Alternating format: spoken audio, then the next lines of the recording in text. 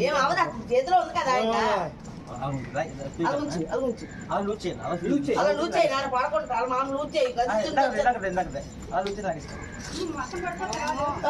ఏడ్ చేయమంటావమ్మా మీకే కదమ్మా వాళ్ళు ఏంటంటే బాబు తీయండి తీసుకోండి ఏం బొరస ఇదిపోయింది నావే నావే అమ్మ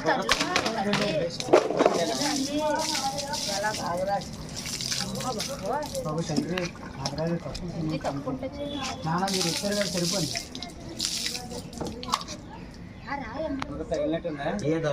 అలా మూతికి తగిలిసిపోయింది